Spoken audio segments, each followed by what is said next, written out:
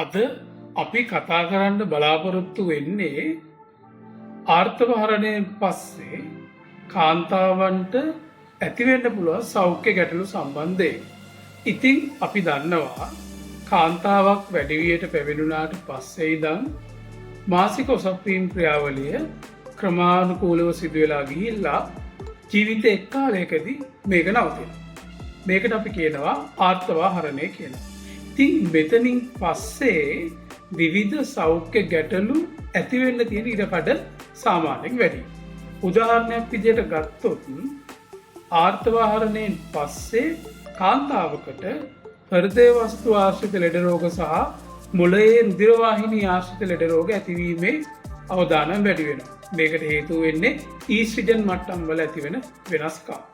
ඒත් එක්කම අස්ථි පද්ධතියේ අස්ථිවල ඝනත්වය අඩු වෙනවා. මේක හින්දා සුළු වැටීමකින් පවා අස්ථි බිඳීම් ඇති වෙන්න පුළුවන්කම තියෙනවා.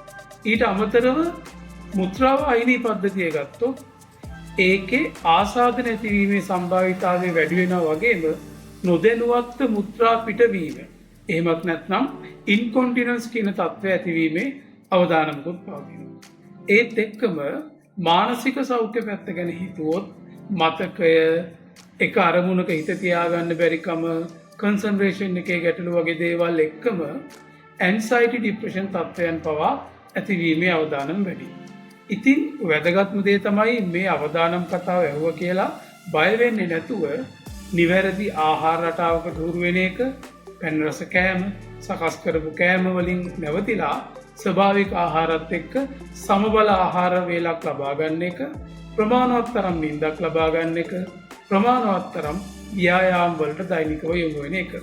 මේ ක්‍රියාවලිත් එක්ක අවශ්‍ය වෙලාවට වෛද්‍ය උපදෙස් වලට යොමු වීම මගින් අර්ථවහරණයෙන් පස්සේ වුණත් නිරෝගී ජීවිතයක් ගත කරන්න හැකියාව ඔයාට ලැබෙනවා.